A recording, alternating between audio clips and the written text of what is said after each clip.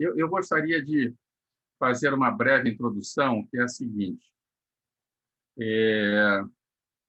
Vivemos numa era que é chamada Era dos Direitos Humanos, isso? Direitos humanos de várias gerações, agora fala-se até nos direitos humanos de quarta, quinta geração, a questão do consumo, etc. A base disso tudo o que é a dignidade do ser humano, né? É a dignidade da pessoa humana. E aí coloca-se a questão de quando começa a vida, o ciclo vital de cada indivíduo humano, de cada pessoa humana, porque o termo pessoa é algo que está intrinsecamente ligado ao ser humano. É um conceito filosófico relacionado ao ser humano. Personalidade jurídica, que às vezes se confunde com o termo pessoa, são conceitos distintos, é algo mais especificamente jurídico. E a personalidade jurídica se correlaciona à capacidade para ter direitos, receber direitos e ter obrigações, né? Então, a personalidade jurídica no Código Civil brasileiro é dito que começa com o nascimento com vida. Porém, diz o mesmo Código, desde 1916, desde a concepção são resguardados os direitos do nascituro, né, daquele que está por nascer. Já é um ser humano reconhecido pelo direito e pela ciência antes disso, e os direitos são reconhecidos desde a concepção, embora a personalidade jurídica comece com o nascimento com vida. A Maria Helena Diniz, que é uma grande civilista, diz que, na realidade, há uma personalidade jurídica formal desde a concepção e uma personalidade jurídica material após o nascimento com vida, que passa a pessoa a poder ter direito aos direitos, digamos assim, patrimoniais, né? Patrimoniais. Esse é um dado que frequentemente é confundido, inclusive em decisões do Supremo Tribunal Federal, no sentido de reconhecer ou não o direito à vida do nascituro. Todos os tratados internacionais que dispõem sobre a matéria reconhecem esse direito, claramente. O Pacto São José de Costa Rica, os direitos da criança da ONU, e também a legislação brasileira, e uma interpretação, diria assim, não cheia de prejuízo, de preconceito, né, com relação ao ser humano em desenvolvimento no útero materno. Dois grandes cientistas e embriologistas de referência a nível mundial, o Moore e Persot, dizem que o nascimento é tão somente uma etapa, vamos dizer assim, uma passagem traumática de uma etapa para uma outra etapa da vida do mesmo indivíduo. É o mesmo indivíduo. Antes e depois do nascimento. O nascimento é a passagem de dentro do útero para fora do útero, mas rigorosamente a mesma pessoa, não altera nem nada, nem para mais, nem para menos, é a mesma pessoa. E quando começa a vida dessa pessoa? Porque hoje nós já podemos filmar, fotografar, né, com os recursos técnicos disponíveis, toda a evolução do ser humano desde o seu início. Esse início começa, como se já dizia o Código de 1916, com a concepção, quando há o ingresso de uma célula germinativa masculina na célula germinativa feminina, juntando-se as duas cargas genéticas e passando a se formar uma carga genética única, que é desse novo indivíduo, que vai acompanhá-lo ao longo de toda a sua existência. Então, parece não fazer muito sentido proteger esse indivíduo numa determinada etapa da vida e deixá-lo desprotegido em outra. A dignidade do ser humano não muda de acordo com a sua etapa de vida, do ciclo vital, porque se nós admitirmos arbitrariamente que os direitos se alteram, ou a dignidade dessa pessoa se altera, está aberto o caminho para todo tipo de aberração e de ataque e violação à dignidade e à própria vida do ser humano. Se determinada país, legislação, civilização, que é, de certo modo, o caso da nossa civilização a nível mundial, hoje, e com várias tentativas de que isso seja acolhido no nosso país, felizmente até agora não foi, esperamos que não seja nunca, se admitir-se que o ser humano, na sua fase inicial, pode ter a sua vida espezinhada por qualquer argumento, está-se implicitamente admitindo que em outras fases da vida o mesmo pudesse ocorrer, o mesmo ser humano.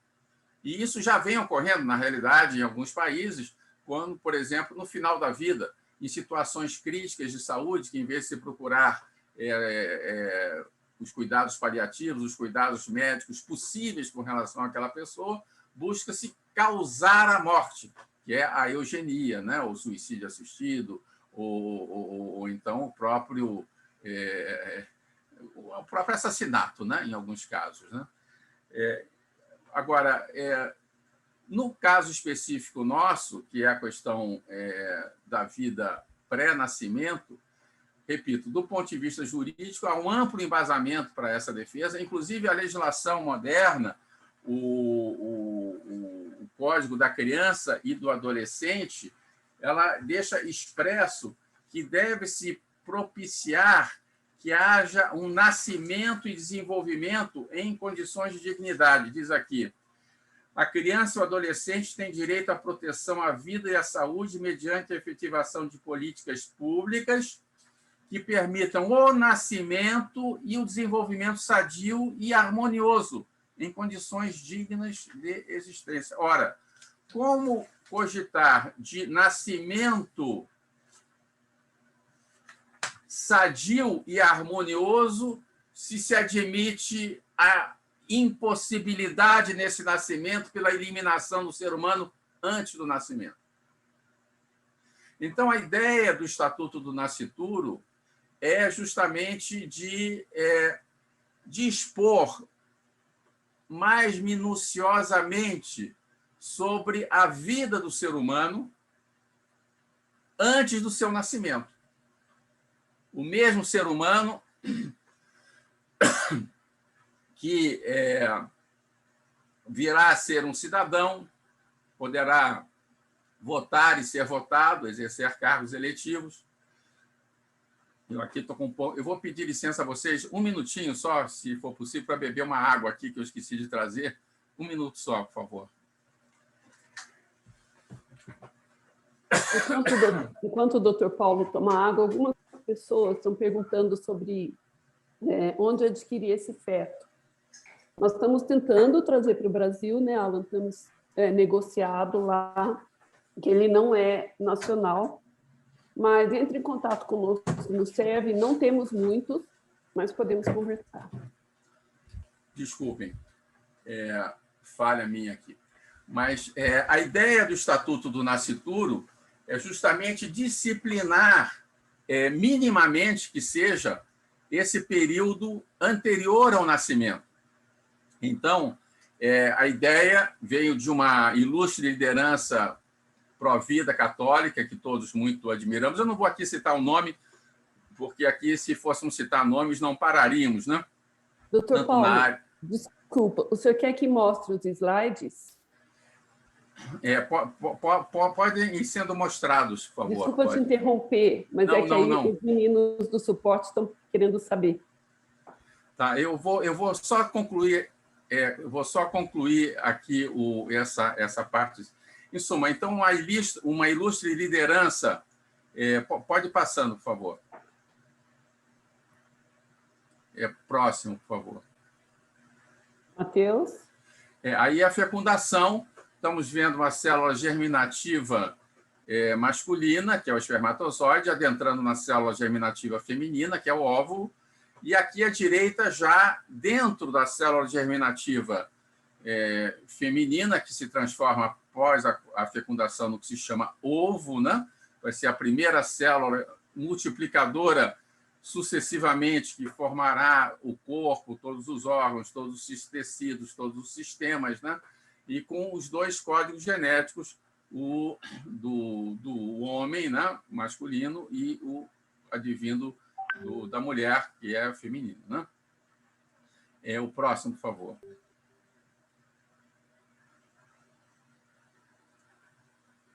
Matheus. Então, agora nós temos aqui um bebê com 8 semanas. Essa é uma fotografia do lado esquerdo, estão os autores dessa foto, é uma foto registrada, né?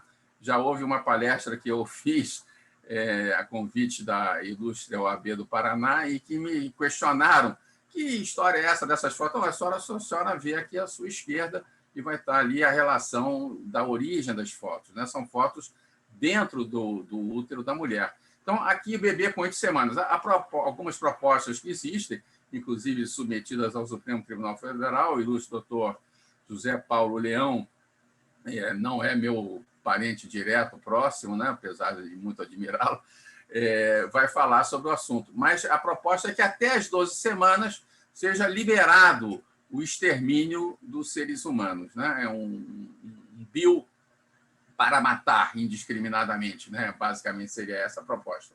Com argumentos os mais especiosos, que, se aplicados às outras fases da vida, inclusive pós-nascimento, levariam realmente a uma sociedade profundamente homicida, destruidora de si mesma. É bom nós termos presente isso, né? É uma sociedade autofágica, que mata a si própria, né? Como diz o Dr. Bernard Nathanson, o aborto é uma porta para todo tipo de violências. Violências contra as crianças, violência contra as mulheres, violência interna dentro da sociedade e genocídio. E disse ele, não pense que estou maluco. Eu sei o que é genocídio, porque a minha família foi vítima do genocídio décadas antes dele ter falado isso, né? Próximo, por favor. Pode passar o próximo slide. Alan. Então, temos aqui muitos textos legais que dispõem sobre a proteção do ser humano após o nascimento. Há uma carência quanto ao detalhe da promoção e defesa do ser humano após o nascimento, né? Objetivando preencher essa lacuna, pensou-se em um estatuto do nascituro. Aí cabe dizer que, como já ouvi até um comentário aí, várias pessoas, ilustres médicos, juristas, sacerdotes, é uma luta de décadas. Muitos deles já estão junto de Deus, intercedendo por nós, que são figuras, inclusive, de muita santidade pessoal, né?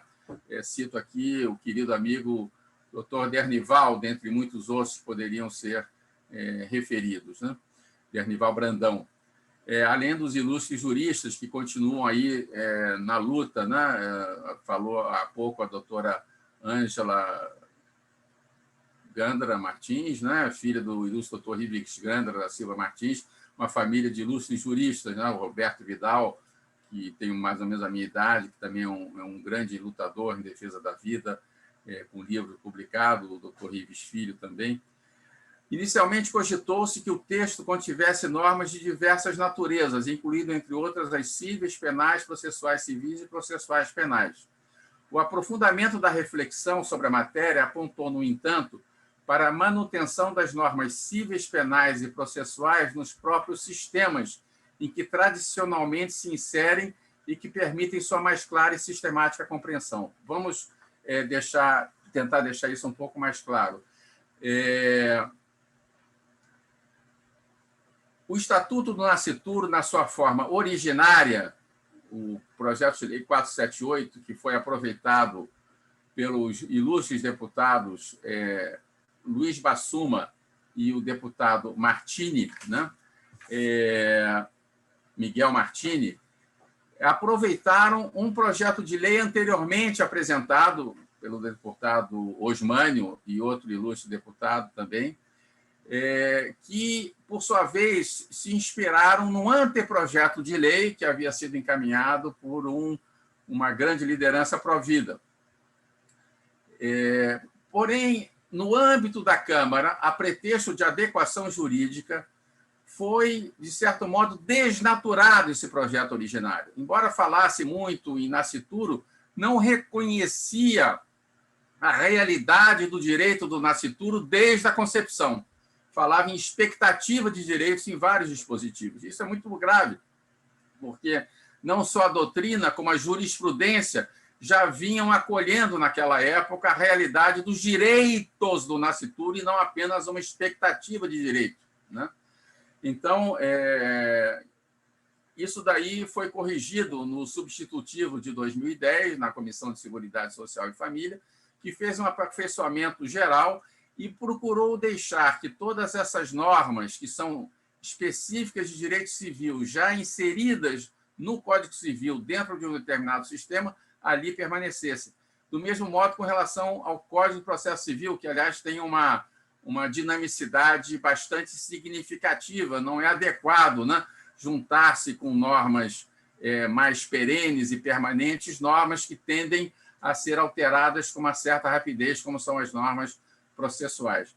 O mesmo pode-se dizer com relação à questão do direito penal e do direito processual penal. Especificamente no direito penal, tem-se que há um debate muito intenso em relação a uma série de coisas. Então, houve um entendimento dos deputados à época, não só do deputado Bassum, do deputado Martini, mas vários deputados que acolheram a proposta pró-vida, de que a questão penal não fosse tratada no Estatuto do Nascituro, nem para agravar, nem para diminuir penas. Ficaria uma discussão à parte. A ideia é deixar os princípios estabelecidos para que pudesse, em toda a administração pública e na sociedade, ser visualizado o respeito devido ao nascituro. As consequências penais e mesmo cíveis de ilícitos em relação a isso ficariam para uma legislação específica. Essa foi fundamentalmente a ideia, né, digamos assim.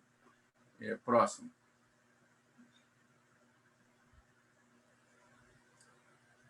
Próximo.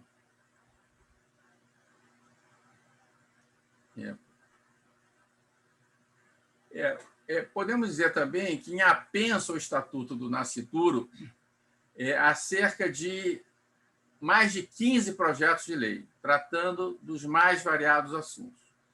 E, atualmente, virou, assim, parece que uma certa praxe, qualquer processo que diga respeito ao nascituro, mesmo que não seja de matéria tratada pelo Estatuto do Nascituro, propriamente dito, por esse projeto de lei 478, na forma do substitutivo já aprovado na Comissão de Seguridade Social e Família e também já aprovado na Comissão de Finanças e Orçamentos, com alguma adequação a nível orçamentário, tão somente, está se encaminhando isso para uma anexação ao Estatuto do Nascituro. O Estatuto do Nascituro, na forma atual, ele não trata de nenhuma questão processual civil.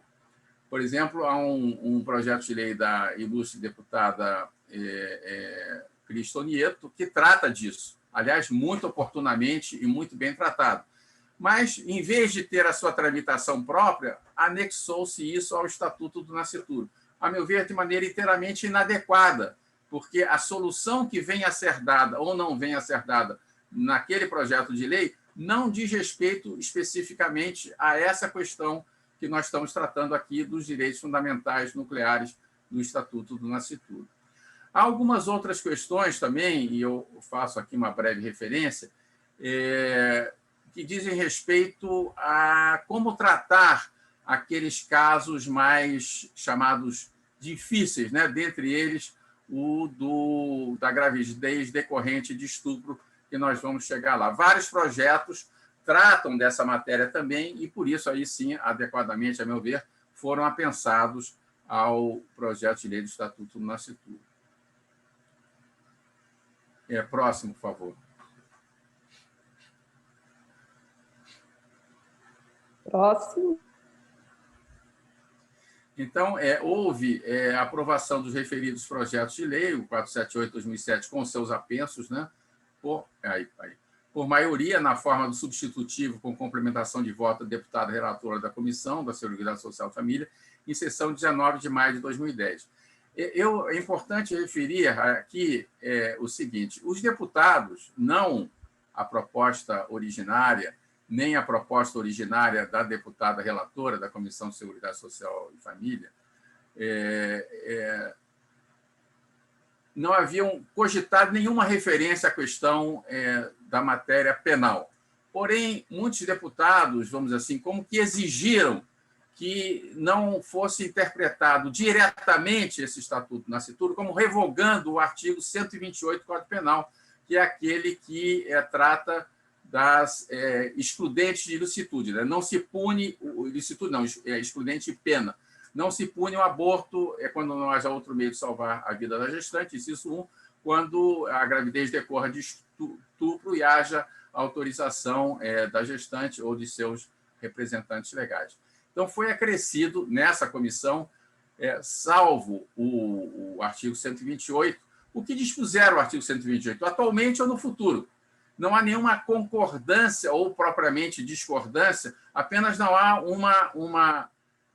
uma pretensão de revogação do artigo, como se disse, para que haja esse debate em sede própria. Não que nós, eu e muitos outros, não sejamos a favor de uma melhor redação desse artigo 128, no sentido que não seja uma porta, primeiro, para matar-se a criança decorrente de estupro, que tem todos os seus direitos como qualquer uma outra, né? E não deve ser sacrificada em nome do estuprador. E, com relação à questão, quando não haja outro meio de salvar a vida da gestante, frequentemente, qualquer complicação gestacional, ou alguma complicação gestacional mais grave, que não seja necessariamente colocando em risco a vida da gestante, já é pretexto para o aborto. Então, seria uma redação a ser debatida em sede própria, mas não aqui nesse momento do Estatuto Nascituro, que busca visualizar os direitos nucleares como um todo do nascituro e não especificamente nesse caso concreto, embora o artigo 13 disponha já de algumas alternativas e possibilidades concretas para evitar o aborto, né, nesses casos. Atualmente, esses projetos de lei encontram-se na Comissão dos Direitos da Mulher, aguardando o parecer do deputado relator designado, que é o deputado Emanuel Pinheiro. O deputado Diego Garcia, que foi o anterior relator, nesse caso, tinha também apresentado um parecer favorável à aprovação, mas o debate foi de uma intensidade enorme, embora vozes minoritárias na Comissão de Defesa da Mulher, mas dos Direitos da Mulher, mas não foi à frente, né? Não chegou a ser votado. Próximo.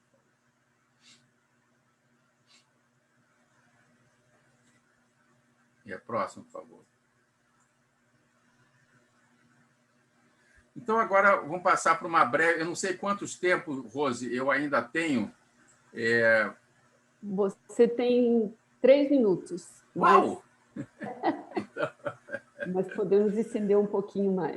Bom, então, uma rápida consideração. Próximo, por favor. Sobre alguns artigos, já falamos várias... Próximo, por favor. Está com um pouco de delay, doutor Paulo, por isso sim, é que às vezes...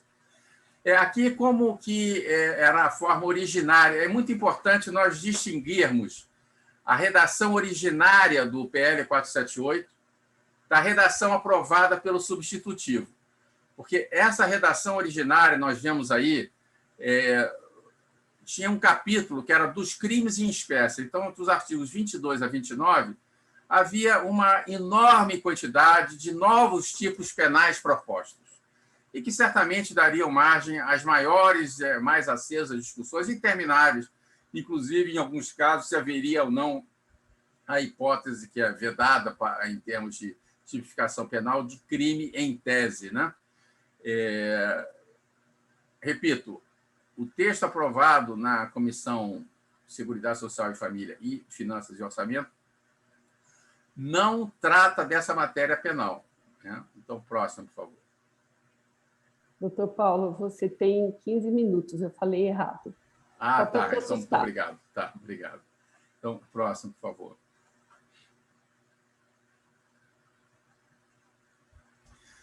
Então,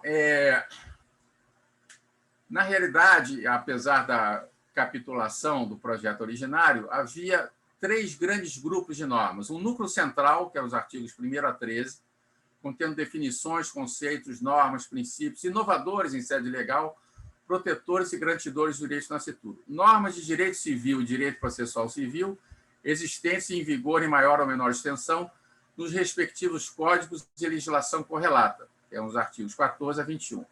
E o terceiro grupo, normas de direito penal. Oi, Lília, estou vendo aqui o comentário dela. Que criam novos tipos penais, aumentando a pena de tipos penais já existentes. Muito das críticas ao Estatuto do Nascituro se dirigem exatamente a esse ponto aqui, normas de direito penal, onde se propunha a criação de novos tipos penais e aumento de pena a tipos penais já existentes. Repito, a proposta atualmente em vigor e que vem sendo aprovada não trata de matéria penal, deixando isso para uma sede de discussão própria e específica, né? Próximo.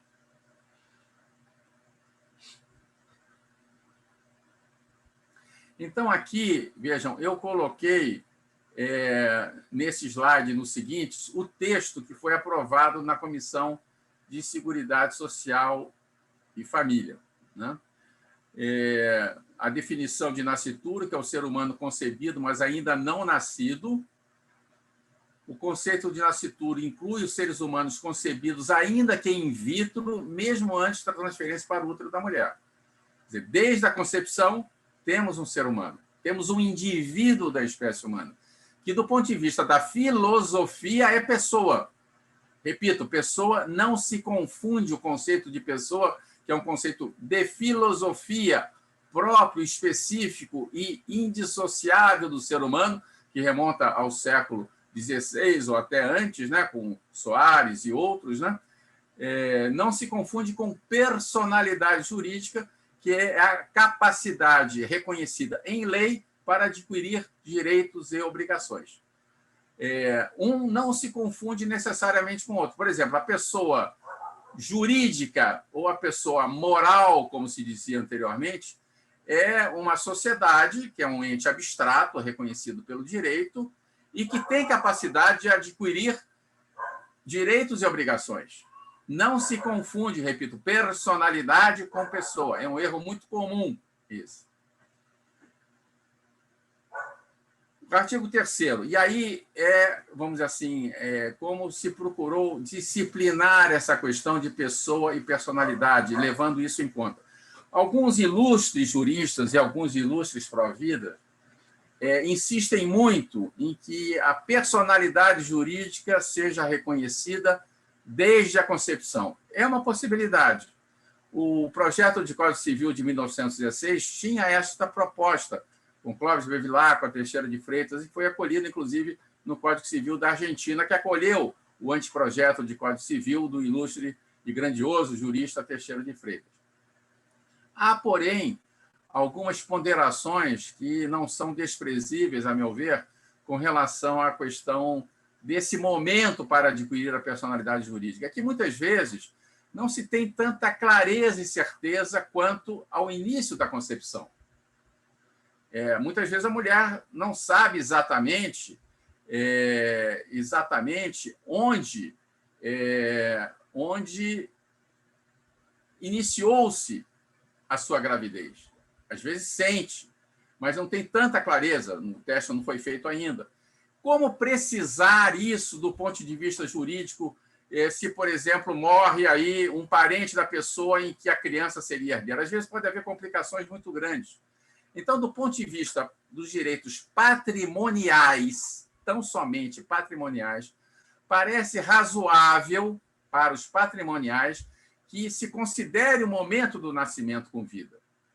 Mas todos os demais, o patrimônio com vida, não para o início, mas como condição resolutiva, ou seja, o direito existe desde a concepção, porém, ele é confirmado ou não confirmado, melhor dizendo, se não há um nascimento com vida. Havendo nascimento com vida, há a confirmação retroativamente desde a concepção.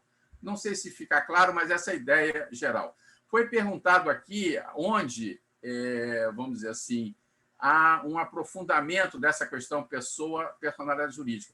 Se não me engano, salvo engano, eu aprofundo esse tema num artigo em que escrevi juntamente com a doutora Maurine Morgan, publicado numa obra coletiva e aviso desde logo que nessa obra coletiva poucos eram pró-vida, eu era um deles, o doutor Ribe de Gana da Silva Martins era outro, talvez mais um ou dois participaram pró-vida, mas todos os outros eram posições mais contrárias à nossa posição. Era uma obra coletiva editada pela forense doutora Tânia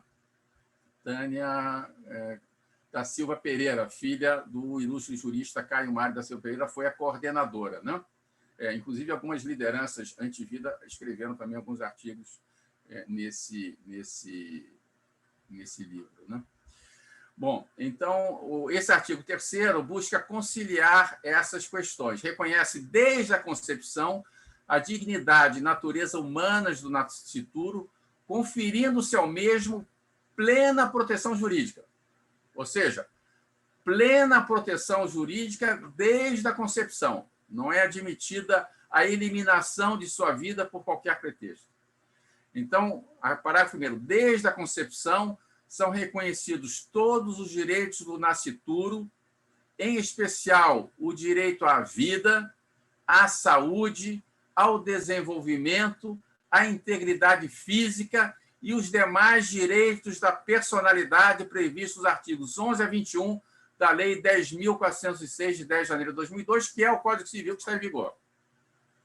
Os direitos patrimoniais do nascituro ficam sujeitos à condição resolutiva, extinguindo-se para todos os efeitos em caso de não ocorrer o nascimento com vida. Ou seja, digamos que o nascituro, antes do seu nascimento, tenha herdado, em razão do falecimento de algum parente, em razão do qual ele fosse herdeiro, o pai, por exemplo, né? Ou até um testamento, né? Caso ele não nasça com vida, esse direito não é atribuído a ele. Caso ele nasça com vida, reconhece-se desde a concepção esse direito. Talvez seja um pouco complexo para aprofundar isso, mas eu acho que a ideia fica colocada. Eu diria o seguinte, não é conveniente, a meu ver, e de muitos outros também, alterar ou tentar alterar uma disposição como essa que está no artigo 4º, agora, se não me engano, o 2º do Código Civil atual, que já existia no Código Civil de 1916, que é essa de reconhecer desde a concepção os direitos do nascituro. Não é algo que seja desprezível, muito pelo contrário, é algo da maior importância. Inclusive, na tramitação do Código Civil, do projeto de Código Civil atual, quando estava em debate, havia se retirado essa expressão desde a concepção. Estava resguardado o direito do nascituro, mas tinha se tirado desde a concepção. Isso foi inserido no Senado pelo relator, o senador Josafá Marinho, e mantido na Câmara, quando retornou à Câmara o projeto, pelo deputado Ricardo Fiuza. Mas já havia sido retirado. É bom nós termos presentes isso. É uma questão muito delicada. E algo também já absorvido, digamos assim, pelo meio jurídico brasileiro. Não me parece conveniente mexer nisso. O artigo 4º é dever da família, da sociedade e do Estado assegurar ao nascituro com absoluta prioridade o direito à vida, à saúde e ao desenvolvimento, à alimentação, à dignidade, ao respeito, à liberdade e à família, além de colocá-lo a salvo de toda e qualquer forma de negligência, discriminação, exploração, violência, crueldade e opressão. É uma repetição do que consta para a criança e o adolescente para o nascituro, deixando claro que não há criança sem nascituro, não há criança saudável sem nascituro saudável. É uma continuidade que existe. É isso que é importante nós termos sempre presente. Artigo 5º.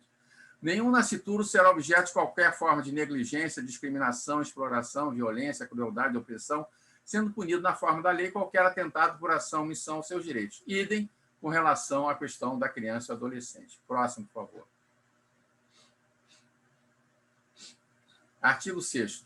Na interpretação desta lei, levar-se ao encontro os fins sociais a que ela se destina, as exigências do bem comum, os direitos e deveres individuais e coletivos e a condição peculiar do nascituro como pessoa em desenvolvimento. No projeto originário, alterado, não na forma do anteprojeto de lei, mas do projeto de lei, havia futura pessoa em desenvolvimento. Na realidade, o nascituro já é uma pessoa em desenvolvimento, não só física, como psicologicamente.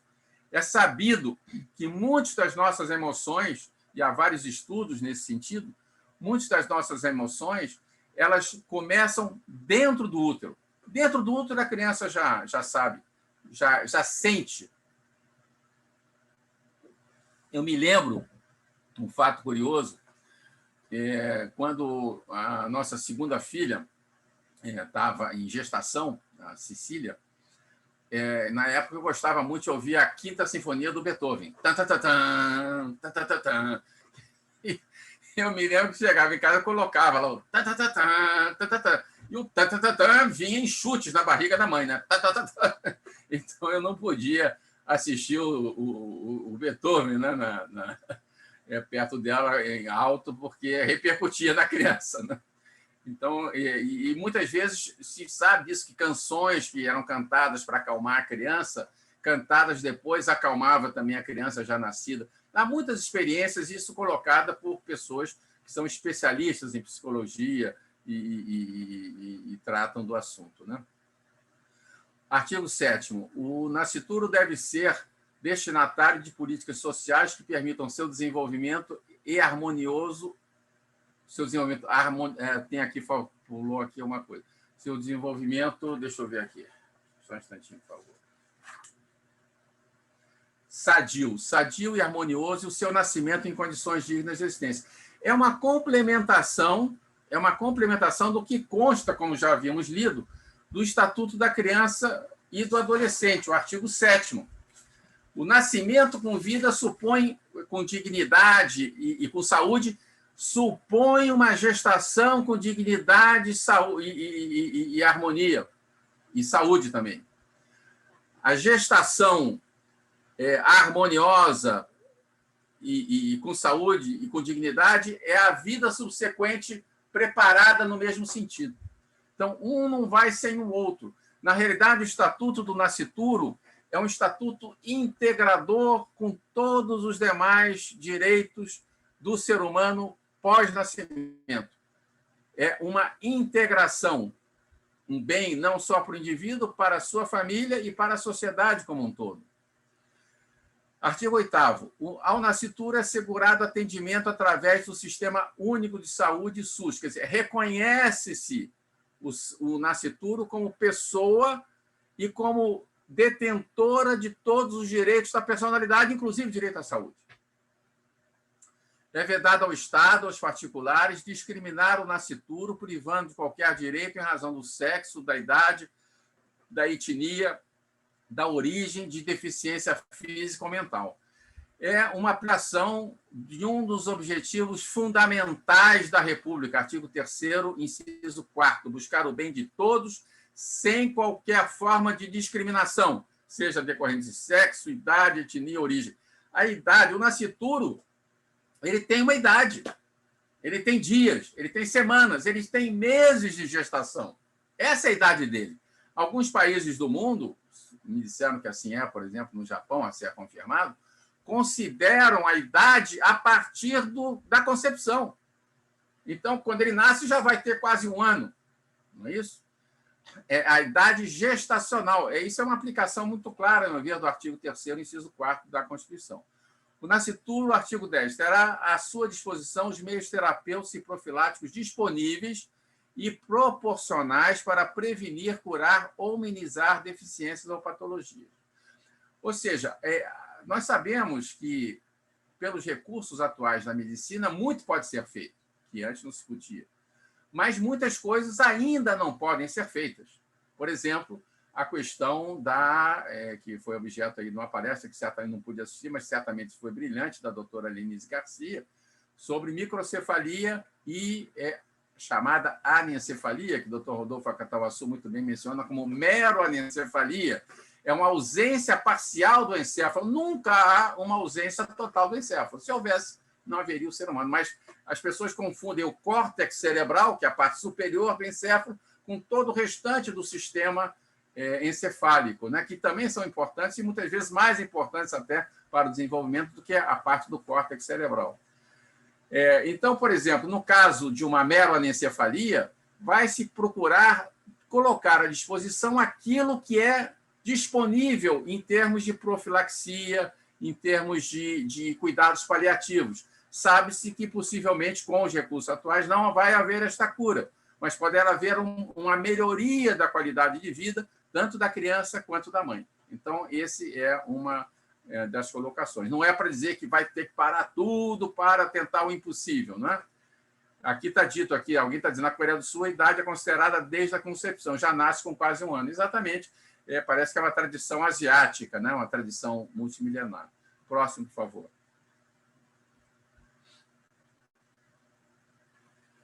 Só 3 minutos, obrigado. Próximo, por favor. O diagnóstico pré-natal é orientado para respeitar e salvaguardar o desenvolvimento, a saúde e a integridade do nascituro. O diagnóstico pré-natal deve ser precedido de consentimento informado da gestante. É vedado o emprego de métodos para diagnóstico pré-natal que causa a mãe ou o nascituro. Deve ser aqui, não estou vendo aqui o texto, mas o nascituro. Riscos desproporcionais ou desnecessários. Muitas vezes faz-se diagnósticos pré-natais para verificar se a criança está com saúde ou não, podendo esse diagnóstico causar um mal à criança ou à mãe. Isso é inadmissível, né? E muitas vezes se faz isso com o objetivo de abortar a criança, né? Artigo 12. É vedado ao Estado ou a particulares causar dano ao nascituro em razão de ato cometido por outros. Se um dos genitores, no caso, por exemplo, é um estuprador, ou ele é um criminoso, a criança não deve pagar por isso. É um princípio constitucional moderno de aceitação universal que a pena não passe da pessoa do criminoso, não passa para a família, como passava na antiguidade, não passa para seus filhos, nem para sua descendência. Esse é o dado. E o artigo 13, no caso de nascituro concebido em decorrência de estupro, assegura-se a ele direitos, ressalvado, aí foi colocado a ressalva do disposto do artigo 128, do direito à assistência pré-natal com acompanhamento psicológico da mãe, direito de ser encaminhado à adoção, caso a mãe assim o deseje. E também é colocado aqui a responsabilidade por pensão alimentícia, não é que ele vai ter pátrio poder, ele vai ter que desembolsar dinheiro, vai ter que ser responsabilizado civilmente, financeiramente pelo seu ato. Porque muitas vezes o aborto é um bio de indenidade para o próprio criminoso, que não fica com a responsabilidade do ato praticado, uma das responsabilidades, e sem prejuízo da sua punição penal exemplar que seja. O parágrafo 2º também tem dado uma certa polêmica, na hipótese de a mãe vítima de estupro não dispor de meios econômicos suficientes para cuidar da vida, da saúde, desenvolvimento, da educação da criança, o Estado arcará com os custos respectivos até que venha a ser identificado e responsabilizado por pensão o genitor ou venha a ser adotada a criança, se assim for a vontade da mãe. Ou seja, em situação de carência, de miséria absoluta, que é um dispositivo que se aplica, a meu ver, na Seguridade Social da Constituição para toda e qualquer criança. Aqui está sendo explicitado com relação ao nascituro que tenha sido originado de um ato criminoso e que não deve responder por esse ato. Eu acredito que a aprovação de um estatuto como esse é um bem não só para as crianças e para os nascituros, mas também para as famílias, para as mães, e um bem também para a sociedade como um todo, né? É uma aplicação mais ampla e sem discriminações em relação a princípios fundamentais de vida, saúde e dignidade de todos os brasileiros e brasileiras. Obrigado.